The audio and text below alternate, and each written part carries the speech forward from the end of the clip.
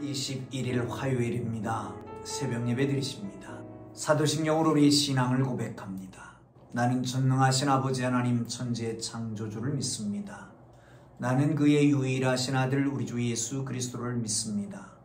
그는 성령으로 잉태되어 동정녀 마리아에게서 나시고 본디오 빌라도에게 고난을 받아 십자가에 못 박혀 죽으시고 장사된 지 사흘 만에 죽은 자 가운데서 다시 살아나셨으며 하늘에 오르시어 전능하신 아버지 하나님 우편에 앉아 계시다가 거기로부터 살아있는 자와 죽은 자를 심판하러 오십니다. 나는 성령을 믿으며 거룩한 공교회와 성도의 교제와 죄를 용서받는 것과 몸의 부활과 영생을 믿습니다. 아멘. 우리 다 함께 찬송가 214장을 찬송합니다. 214장입니다.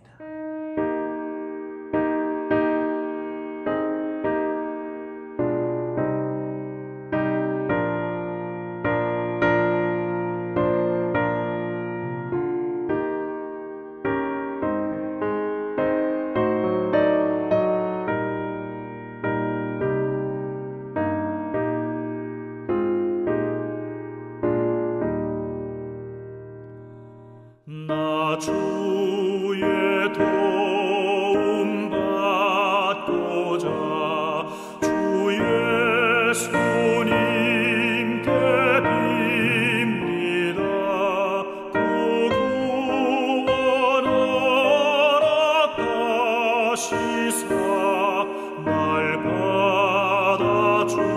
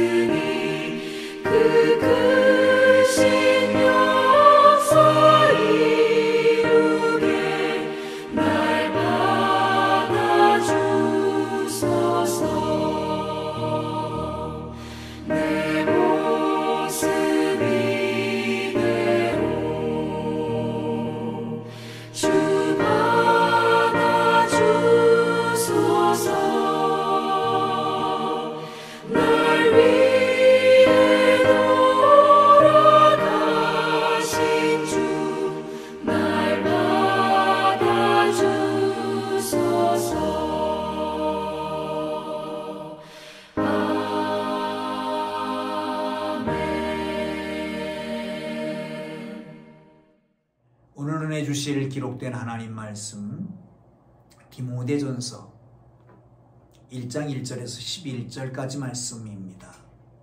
다 찾으셨으면 우리 함께 읽으면서 말씀 속에 계시된 하나님의 놀라운 은혜를 누릴 수 있기를 바랍니다. 제가 읽어드립니다. 함께 읽습니다. 우리 구주 하나님과 우리의 소망이신 그리스도 예수의 명령을 따라 그리스도 예수의 사도가 된 바울은 믿음 안에서 참 아들 된 디모데에게 편지하노니 하나님 아버지와 그리스도 예수 우리 주께로부터 은혜와 긍휼과 평강이 내게 있을지어다. 내가 마게도냐로 갈 때에 너를 구원하여 에베소에 머물라 한 것은 어떤 사람들을 명하여 다른 교훈을 가르치지 말며 신화와 끝없는 족보에 몰두하지 말게 하려 함이라. 이런 것은 믿음 안에 있는 하나님의 경륜을 이룸보다 도리어 변론을 내는 것이라. 이 교훈의 목적은 청결한 마음과 선한 양심과 거짓이 없는 믿음에서 나오는 사랑이거늘 사람들이 이에서 벗어나 헛된 말이 빠져 율법의 선생이 되려 하나 자기가 말하는 것이나 자기가 확증하는 것도 깨닫지 못하는도다. 그러나 율법은 사람이 그것을 적법하게만 쓰면 선한 것임을 우리는 아노라.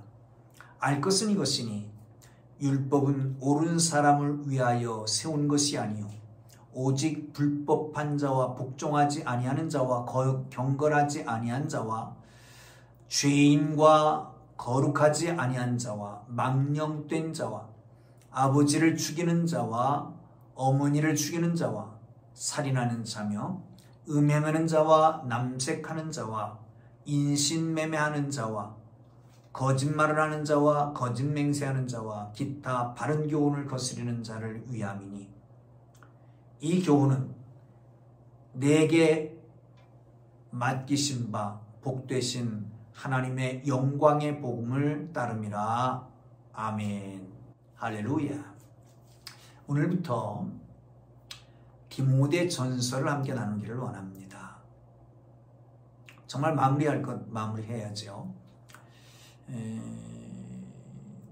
사사기가 21장 25절까지 되어 있습니다. 그런데 사사기의 주제는 마지막 절에 잘 나타나 있습니다. 한번 볼까요? 25절입니다. 21장 25절. 그때에 이스라엘에 왕이 없으므로 사람이 각기 자기의 소견에 옳은 대로 행하였더라. 아멘. 사사시대에 영적 상황을 결론적으로 진술한 구절입니다. 마지막 절이고요. 사람들은 자기가 각각 옳다고 생각하는 바대로 따라 살아갑니다. 문제는 사람마다 기준이 다르고 원하는 바가 달랐다는 데 있습니다. 기준이 그런데 충돌할 때에 이를 해결하고 조정할 보다 일반적이고 근본적인 기준이 없다는 것이죠. 있다 하더라도 크게 구속력이 없습니다. 왜요? 왕이 없기 때문에 그렇습니다.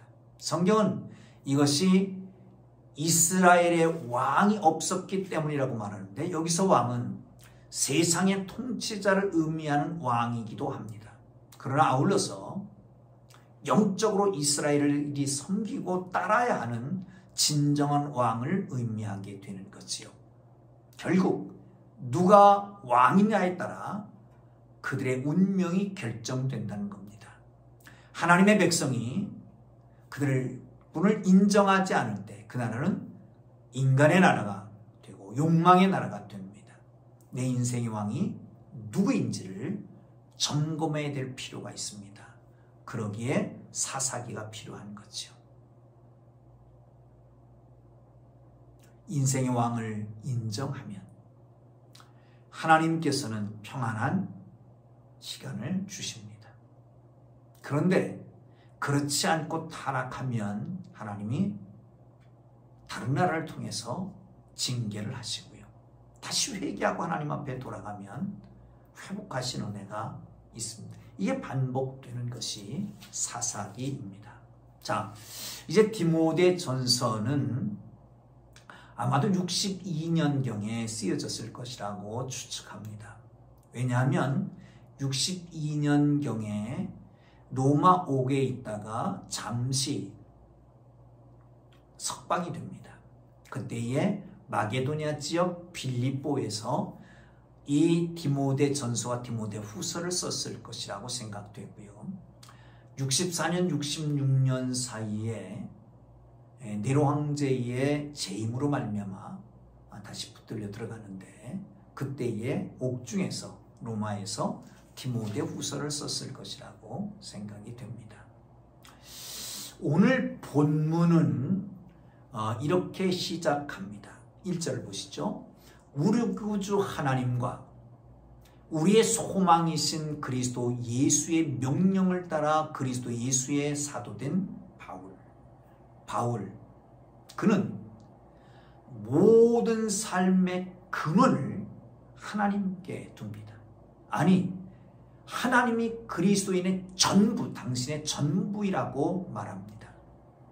자기의 사도됨은 하나님과 그리스도의 명령에 따라서 된 것이라고 선언하잖아요. 여러분, 마찬가지입니다. 그리스도인이 자기가 누구인지, 무엇을 위해 살아가는지, 특별히 그리스도를 따르기로 작정한 사람들, 그리스도인들에게는 반드시 하나님의 구주되심과 예수님의 소망, 망각하지 말고, 예수님 소망이라고 하는 것을 망각하지 말고 살아가는 하나님의 사람들 되기를 주의 이름으로 축원합니다. 그렇습니다. 하나님, 예수님, 성령님이 우리 인생의 주인이십니다.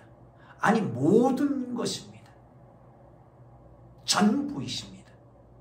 고백하고 따라가면 우리 주님께서 우리를 인도해 주실 것입니다. 2절을 보겠습니다. 믿음 안에서 참 아들 된 디모데에게 편지하노니 하나님 아버지와 그리스도 예수 우리 주께로부터 은혜와 긍휼과 평강이 내게 있을지어다. 믿음 안에서 참 아들 된 디모데. 디모데를 향해서 참 아들이라고 말합니다. 참이라고 하는 말은 그노시스라고 하는 말을 쓰는데, 이 그노시스라고 하는 말은 합법적이라고 하는 의미입니다. 합법적으로 아들 됐다는 거예요. 어디에서? 믿음 안에서. 믿음 안에서라고 하는 것은 서로의 개인적인 인간적인 신뢰를 말하는 게 아닙니다. 하나님을 믿는 겁니다. 나도 하나님을 믿고 너도 하나님을 믿고 하나님 안에서 하나 됐다는 거죠. 이게 믿음 안에서 참 아들 된 것을 얘기하는 거죠. 사랑하는 성도 여러분, 여러분 믿음 안에서 아들을 몇이나 낳습니까? 믿음 안에서 딸을 몇이나 낳습니까? 믿음으로 아들, 딸 많이 낳기를 주님 이름으로 축원합니다. 배 아파서 난 아들, 딸이 아니라 믿음 안에서 난 참 아들, 디모데에게 편지하는 것이죠. 그러면서 하나님 아버지와 그리스도 예수 우리 주께로부터 은혜와 긍휼과 평강이 내게 있을지어다. 은혜와 긍휼과 평강이 내게 있을지어다. 이것은 바울의 사상의 핵심입니다. 삶의 근원입니다. 하나님의 은혜, 그리고 하나님의 긍휼. 여러분, 하나님의 긍휼을 통해서 구속의 은혜가 주어지는 거죠. 그리고 이것을 통해서 성도들의 삶에 평강이 찾아오게 되는 겁니다. 은혜가 크면 클수록, 긍휼이 크면 클수록 자연히 우리가 편안하게 해주는 거죠. 하나님, 이 평강이 여러분에게 있기를 주님 이름으로 축원합니다. 뿐만 아니라 바울은 그렇게 말합니다. 너에게 이 은혜와 긍휼과 평강이 있기를 원하노라. 누렸습니다. 바울이 먼저 누린 겁니다. 그리고 그것이 흘러가는 거죠. 누구에게? 바울에게. 여러분, 그리스도인은 받은 것을 전하는, 다른 사람에게 전하는 사람들입니다. 여러분의 받은 것, 그 은혜를 나누는 것. 그게 바로 전도일 수도 있고요. 간증일 수도 있고요. 그걸 통해서 주의 우리의 말을 듣는 사람들이 하나님을 알 수 있고 그 은혜를 누릴 수 있고 그 긍휼에 빠질 수 있고 그리고 평강하게 되는 그런 놀라운 은혜가 있기를 바랍니다. 자, 3절로 넘어가면 이렇게 말합니다. 내가 마게도냐로 갈 때에 너를 권하여 에베소에 머물라 하는 것은 어떤 사람들을 명하여 다른 교훈을 따라 가르치지 말며. 여기 보면 권하여라고 하는 말은 지금 바울이 마게도냐로 갈 때에 아마 에베소에서 마게도냐로 가는 중이었을 거고 가려고 했을 겁니다. 그런데 디모데도 함께 동행하기를 원하는 거예요. 그러니까 너 여기 머물러 있어라 라고 권면하는 거죠. 거기 머물러 있는 거지요. 여러분, 사랑하는 성도 여러분, 종종 이 바울이 에베소에 디모데를 머물라고 한 것은 에베소 교회에 잘못된 가르침을 전하는 사람들이 있기 때문이었습니다. 그래서 그들을 고치게 하는 거예요. 디모데가 에베소에 머무른다라고 하는 것은 고독한 싸움을 해야 할 수 있습니다. 우리 역시 진리를 지키며 교회를 지키기 위해서 때로는 내가 원하지 않는 장소에 가야 할 때도 있습니다. 내키지 않는 일을 해야 할 때도 있는 것입니다. 더 큰 일을 위해서 때로는 나의 사소한 욕심을 버려야 합니다. 이것이 진정 교회를 위하고 하나님을 위한 일이 될 수 있는 것이죠. 그래서 바울은 디모데를 거기에 머무르게 합니다. 여러분, 우리는 무엇을 위해서 살아갑니까? 하나님을 위해서 삽니까? 내가 내키지 않는 곳으로 갑니다. 예수님께서 베드로를 향해서 하는 말이 있잖아요. 지금까지 내가 하고 싶은 일, 내가 가고 싶은 대로 마음대로 갔잖아. 이제는 다른 이가 띠띠우고 네가 원하지 않는 곳으로 데리고 갈 것이라는 거죠. 여러분, 좀 더 성숙하면 하나님을 바라봅니다. 내 모습이 아니라 나의 한 일이 아니라 나를 위해서가 아니라 하나님을 위해서인 거죠. 마음에 내키지 않지만, 그렇지만 이 자리에 있어야 하고, 마음에 내키지 않지만 그러나 내가 그 일을 해야 하고, 그게 바로 하나님을 위한 것이고 교회를 위한 것이라면, 성숙한 그리스도인이라면 바로 그런 사람들이다. 아멘. 할렐루야. 자, 그러면 이 디모데가 사역하는 에베소에는 어떤 문제가 있었는가 한번 보시죠. 4절입니다. 신하와 끝없는 족보에 몰두하지 말게 하려 함이라. 이런 것은 믿음 안에 있는 하나님의 경륜을 이름보다 도리어 결론을 내는 것이라. 여러분, 에베소라고 하는 곳은 철학의 도시였습니다. 그리스 철학이 왕성한 곳이었습니다. 또한 그리스 신화의 강력한 영향력을 받는 곳이었습니다. 에베소 사람들은 자신의 유식함을, 고상함을 드러내기 위해서는 신화를 그리고 철학을 통해서 드러내는 것이죠. 그런데 그 신화와 철학은 모호하기 때문에 종종 다툼과 변론이 일어나게 됩니다. 그래서 헐뜯고 분쟁하기 일쑤였습니다. 이게 철학의 도시 에베소에 있었던 일입니다. 그런데 그것이 교회 안으로 들어왔습니다. 철학을 자랑합니다. 그리고 신화를 자랑하고 족보를 자랑합니다. 여러분, 신화는 뭘까요? 물론 그리스 신화가 있습니다. 그러나 족보를 보다가 어떤 사람을 미워하기 위해서는 신화하는 거잖아요. 여러분, 그렇습니다. 우리 이 땅에 있는 교회들이 인문학 그러는데 인문학 가지고 구원하는 게 아닙니다. 논쟁을 불러일으킵니다. 서로 갈등 이야기될 수 있습니다. 오로지 최고의 권위가 하나님의 말씀 앞에 있다라고 하는 걸 기억하시고 말씀을 깨달아 그 하나님 앞에 하나님의 경륜을 깨닫고 하나님의 계명을 하나님의 말씀을 드러내는 삶이 되기를 주의 이름으로 축복합니다. 할렐루야.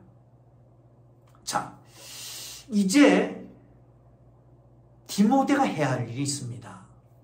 이 교훈의 목적은 청결한 양심과 청결한 마음과 선한 양심과 거짓 없는 믿음에서 나오는 사랑, 이거를 이 교훈, 복음입니다.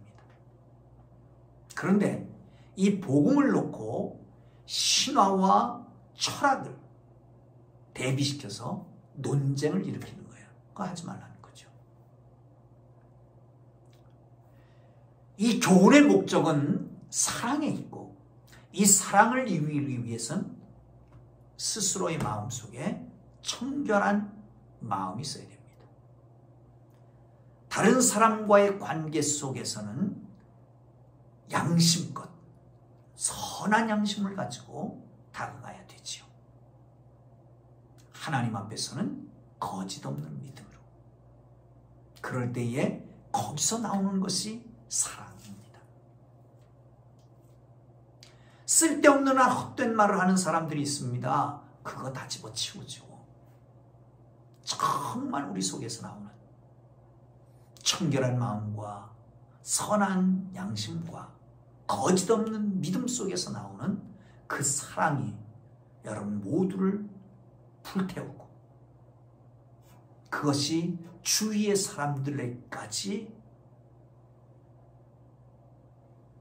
이게 전파되는 은혜가 있기를 주님 이름으로 축복합니다. 할렐루야. 자, 율법의 목적은 그러면 뭘까요? 8절. 그러나 율법은 사람이 그것을 적법하게만 쓰면 선한 것임을 우리는 아노라. 알 것은 이것이니 율법은 옳은 사람을 위하여 세운 것이 아니요 오직 불법한 자와 복종하지 아니하는 자와 경건하지 아니하는 자와 죄인과 거룩하지 아니한 자와 망령된 자 등등등등등 죄인을 위해서 했다는 거예요. 그런데 율법의 목적도 사랑이 있고 복음의 목적도 사랑에 있다는 걸 알아야 합니다.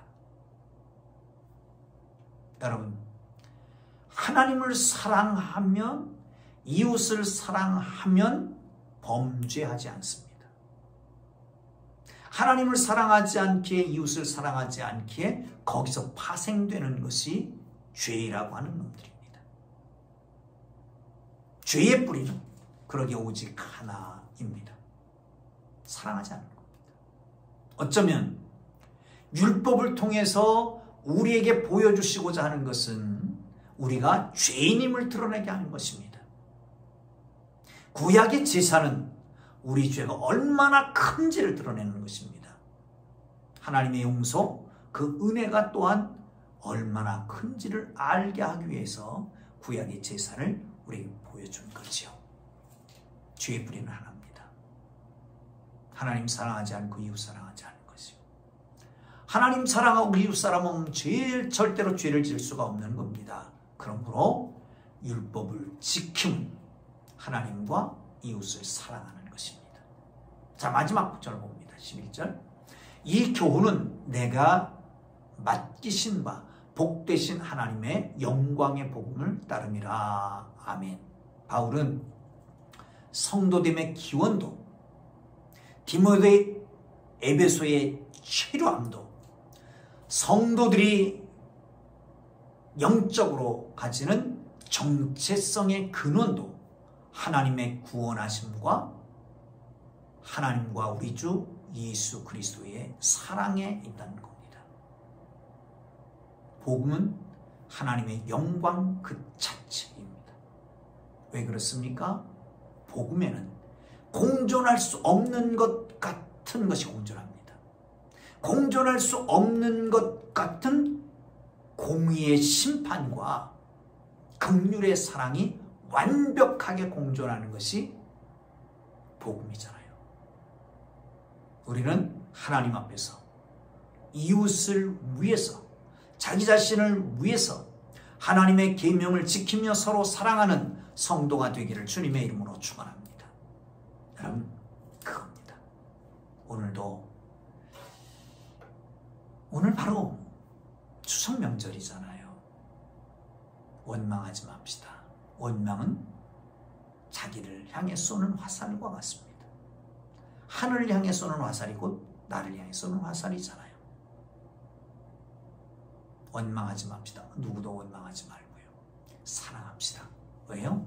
거기에 바로 우리의 선친들의 피와 살이 있잖아요. 우리 선친과 똑같은 사람들입니다. 그러니 서로 사랑해야죠. 무엇인지 베풀고 섬기고 격려하고 칭찬하고 세우고 하는 명절이 되면 좋겠습니다. 그것이 그리스도인이 해야 될 일입니다. 기도합니다. 이제는 우리 구주 예수 그리스도의 은혜와 하나님 아버지의 극진하신 사랑하심과 성령님의 감화 감동 위로 인도 역사 교통하심이 진정 하나님을 사랑하고 이웃 사랑하는 주의 거룩한 백성들을 위하여 이제로부터 영원토록 함께 계시길 간절히 축원하옵나이다. 아멘. 우리 주님 부르고 기도하시다가 자유롭게 돌아오는 특별히 추석 명절입니다. 주위를 돌아보고 그리고 우리 가족들을 정말 사랑하고 진리를 사랑하는 하루가 되기를 바랍니다. 기도합니다. 주여, 주여, 주여.